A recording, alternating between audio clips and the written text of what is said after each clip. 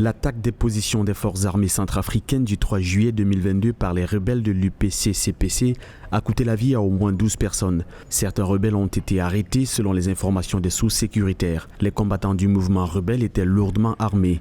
Une donnée qui a poussé les éléments des forces armées centrafricaines à se replier.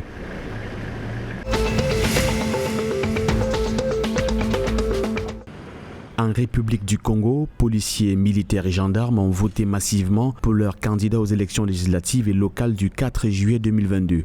C'est dans les bureaux ordinaires établis notamment dans les écoles publiques et privées qu'ils ont accompli dès 7 h du matin leur devoir civique. Cette opération marque la deuxième expérience de vote par anticipation des forces de défense et de sécurité. Le premier test avait eu lieu en 2016 lors de l'élection présidentielle.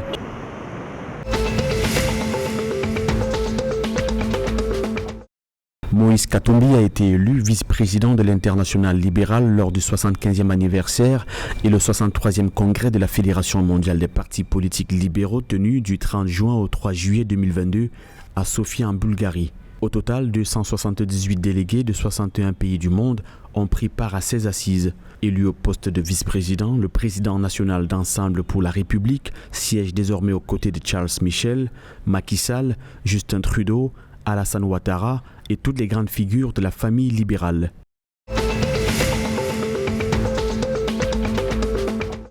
Selon l'annuaire statistique 2020 du ministère des Mines, de l'Industrie et du Développement technologique, alors que la contribution du secteur secondaire à la croissance du PIB réel a décru depuis 2015, passant de 2,6 en 2016 à 0,8% en 2018, celle des industries extractives a suivi la même tendance en passant de 1,5% en 2015 à moins 0,1% en 2018, puis 0,4% en 2019. En matière d'emploi du secteur des industries et des mines, d'après le deuxième recensement des entreprises, les industries extractives et manufacturées ont généré 109 976 emplois au Cameroun en 2016, dont une proportion de femmes de 39,6%.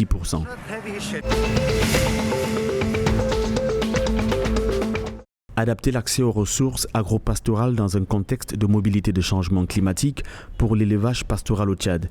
C'est le thème d'un atelier national de validation du manuel des outils d'aide à la décision organisé le 4 juillet par le ministère de l'Élevage et des Productions animales.